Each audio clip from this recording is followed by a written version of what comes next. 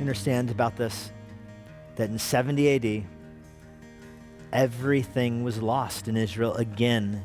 The temple that Herod had built was destroyed. About 40 years after the crucifixion and resurrection of Christ, the temple was destroyed. The Jews were sent into exile again by Emperor Titus, Diocletian, sent them into exile again. They lose their ancestry. They lose their family trees. They lose their genealogical records. There is no other Savior waiting to come to Israel. This is Paul's point in Hebrews. If you reject Jesus Christ as a Savior, what do you think is going to happen? Who's coming next? There's no Savior behind door number 2. There will never be another person who can demonstrate they're from the line of David ever again. As far as the possibilities of a Savior, it has run its course. Jesus was the one and only person who could be the Savior. His genealogy establishes that. Nobody else has this family tree. Nobody else is from the line of David. Nobody. The point is, if you reject Christ as the Savior, then you reject the promise to David. You reject it. If you reject Christ as a Savior, you reject the promise to Abraham. You reject it.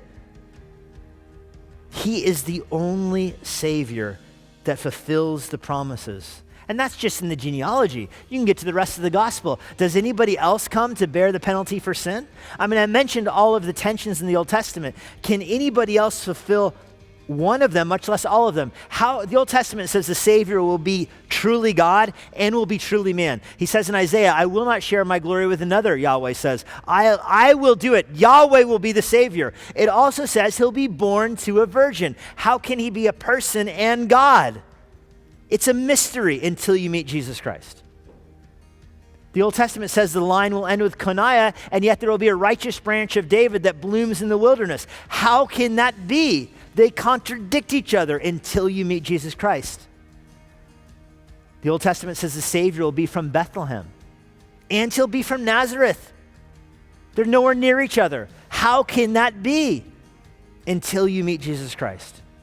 Another reason the genealogy is so important. I mean, Joseph was from the tribe of Bethlehem, from the house of Bethlehem, the tribe of Judah. He had no family there. Joseph goes to Bethlehem for the census. Nobody knows him there. He has no place to live. Those are his people, and they don't know him. He's such a nobody. He's from Nazareth. Nazareth is nowhere. That's how these are brought together.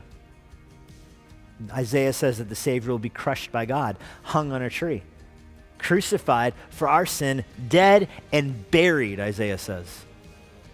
And then it also says of his days there will be no end, of his offspring there will be no end. It's the opposite of the curse in Coniah. It says the Savior, his descendants will be numerous and will live forever.